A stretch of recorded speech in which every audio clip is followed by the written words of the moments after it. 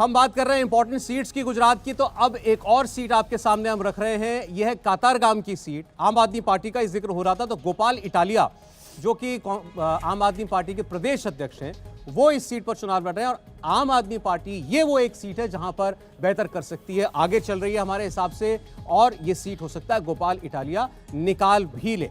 और ऐसे ही एक और सीट आम आदमी पार्टी की है, वो है बराचा की, और यहां पर अल्पेश कथीरिया चुनाव लड़ रहे हैं, और यहां पर भी आम आदमी पार्टी जो है वो बेहतर करती हुई हमें दिखाई दे रही है। इन दोनों सीट का जिक्र भी अरविंद केजरीवाल ने किया था कि हम ये दोनों सीटें जीतेंगे, तो इन दोनों सीटों पर आगे दिख रहे हैं। ईसुदान गढ़वी की सीट पर लेकिन हमें आम आदमी पार्टी अच्छा करती हुई नहीं दिखाई दे रही है। तो आपके सामने अभी हम गुजरात के एग्जिट पोल में कुछ बड़ी सीटों का जिक्र कर रहे हैं।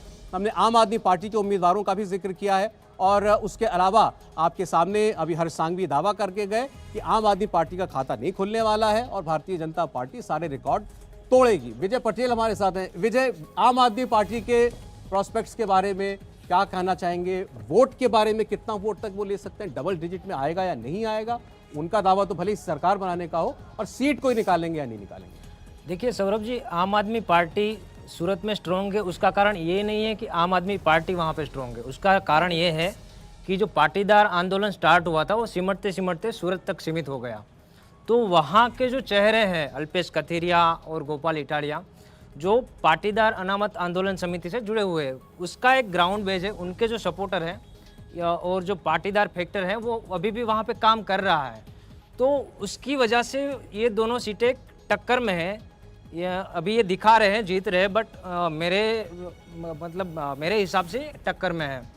दूसरा, आम आदमी पार्टी सोशल मीडिया और मीडिया में सीमित रहेगी। कि मीडिया में इसलिए क्योंकि ईसुदान गढ़वी जो है वो पत्रकार रहे हैं, उनका एक सर्कल रहा था, तो मीडिया में वो काफ़ी छाए हुए थे, काफ़ी स्टोरीज भी की। और सोशल मीडिया में तो आम आदमी पार्टी हावी रहती है, मतलब काफ़ी झूठ भी फैलाते हैं, जैसे 12 लाख नौकरी वगैरह है, तो उसमें वो हावी रहते हैं। बट ग्राउंड लेवल पे उनके कार्यकर्ता नहीं थे। लास्ट में जाके अल्पेश कथीरिया है, गोपाल इटालिया, वो सिर्फ अपनी सीट तक सीमित रह गए थे, बाहर कहीं भी प्रचार करने नहीं गए थे। और अरविंद केजरीवाल और पंजाब से जो भी एमएलए वगैरह थे वो कहीं घूम रहे थे। बट ये जो बड़े बड़े सीएम के दावेदार और दूसरे जो बड़े लोग थे वो सिर्फ अपनी सीट तक ही सीमित रह गए थे, उससे आगे कहीं प्रचार नहीं कर पाए। तो सीट ये निकाल सकते हैं, आपने कहा अल्पेश कथीरिया वो ठीक ठाक कर सकते हैं सीट पर। हाँ, वहाँ पे टक्कर है, क्योंकि वहाँ पे पाटीदार फैक्टर है, वो काम करता है। वहाँ पे पाटीदार का जो एक वर्चस्व है वो वहाँ से रहा है। पाटीदार अनामत आंदोलन समिति के जो 2017 में भी और अभी भी। रोहन, आम आदमी पार्टी कितना बड़ा फैक्टर है? नहीं, मुझे लगता है कि सौरभ, आम आदमी पार्टी फैक्टर तो है, लेकिन आपने हर्ष का बयान अगर ध्यान से सुना हो, कहीं ना कहीं उन्होंने कहा कि हमारी जो फाइट है वो कांग्रेस के साथ में है। तो ये जो स्वर थोड़े से बदले हैं, चुनाव होने से पहले वो कह रहे थे कि फाइट आम आदमी पार्टी के साथ में, और आम आदमी पार्टी पे सारा तरह अटैक आम आदमी पार्टी पर, तो कांग्रेस पे तो अटैक हो ही नहीं रहा था इस पूरी इलेक्शन में। पूरे चुनाव में अगर आप देखिए फेज़ 1 फेज़ 2 में ज़्यादातर भाजपा का अटैक जो रहा है वो आम आदमी पार्टी पे रहा है। आज भले ही नतीजे जो हमारे सामने नजर आ रहे हैं एग्जिट पोल के, वो कहीं ना कहीं रुझान ये दिखा रहा है कि आम आदमी पार्टी कम सीटें ला रही है, लेकिन मैं विजय से थोड़ा सा डिसएग्री इसलिए करूंगा क्योंकि सूरत का जो एरिया है वो भले ही गढ़ बीजेपी का रहा हो और हर्ष वहां से आते हैं, लेकिन आम आदमी पार्टी ने अपना फोकस वहीं पे रखा, क्योंकि एक तो डायमंड मर्चेंट्स जो है वो वहां से आते हैं, बड़े पावरफुल कम्युनिटी है, जो कि जिस तरीके से लुधियाना का या जलंधर का पंजाब में हम रुझान देखें आम आदमी पार्टी के पक्ष में गया, तो बिजनेसमैन को उन्होंने कब्जे में रखा। मुझे याद है कि केजरीवाल जी ने दिल्ली के चुनाव में भी बिजनेसमैन को जो है वो खींच लिया था अपनी तरफ है दिल्ली में चुनावों में, और सूरत से इसलिए उठाने की कोशिश करी उनको। बट ये मैं शायद नहीं मानता कि इतनी जल्दी इतनी कम सीटों में सिमट जाएगी आम आदमी पार्टी। कहीं ना कहीं 5-10 सीटें तो वो जरूर लाएगी, और सूरत से बियॉन्ड भी वो सीटें रहेंगी। ठीक, प्राची।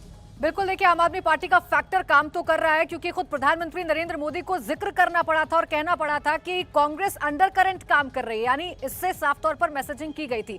अब बाकी वीआईपी सीटों की बात कर लेते हैं। गोधरा की बात करेंगे, जिस पर सबसे ज्यादा सभी की निगाहें हैं, और गुजरात के साथ हमेशा गोधरा की चर्चा होती है। यहाँ पर सीके राहुल जी बीजेपी के उम्मीदवार, ये आगे हैं, यानी इस सीट पर एक बार फिर से बीजेपी कब्जा कर लेगी। हालांकि 2017 में जीत का मार्जिन सिर्फ 258 वोट था, यानी 250 वोट का मार्जिन था, लेकिन इस बार भी सीके राहुल जी इस सीट को निकाल लेंगे, ऐसा फिलहाल एग्जिट पोल बता रहा है। अमरेली सीट की बात कर लेते हैं। अमरेली सीट की अगर बात करें तो यहां कांग्रेस के परेश धानाड़ी पीछे हैं। इस सीट पर बीजेपी अपना परचम लहरा सकती है। कांग्रेस यहां फाइट में है, लेकिन फिलहाल ये सीट नहीं निकलेगी। गुजरात की अगली वीआईपी सीट की बात कर लेते हैं, भावनगर ग्रामीण सीट। यहां पर पुरुषोत्तम सोलंकी आगे हैं, बीजेपी के प्रत्याशी हैं और इस सीट पर कमल मजबूती से चुनाव लड़ता हुआ नजर आ रहा है। अगली सीट की बात करें, भावनगर पश्चिम, जीतू वाघाणी बीजेपी के उम्मीदवार और ये भी इस सीट पर आगे हैं, यानी ये सीट भारतीय जनता पार्टी निकाल लेगी। इस सीट पर भी बीजेपी मजबूती के साथ लड़ रही है। अगली सीट जिसकी सबसे ज्यादा चर्चा रही, जामनगर उत्तर, रिवावा जाडेजा जो कि मैदान में उतरी रविंद्र जाडेजा की पत्नी। यहां पर कांटे की टक्कर जरूर है, लेकिन फिर भी कंफर्टेबल सिचुएशन में बीजेपी है। रिवावा जाडेजा इस सीट पर जीत हासिल कर सकती हैं, वो इस सीट को जीत सकती हैं। हालांकि अपनों का साथ उन्हें नहीं मिला था, अपने ही परिवार में उनके खिलाफ बयानबाजी हो रही थी, लेकिन रविंद्र जाडेजा ने भी कैंपेनिंग की है, जिसका फायदा उनको जरूर मिल सकता है। ये रही वीआईपी सीटों की बात। इंडिया टीवी हर वक्त हर जगह डाउनलोड करने के लिए सर्च करें India TV news Google play store या ऐप स्टोर पर।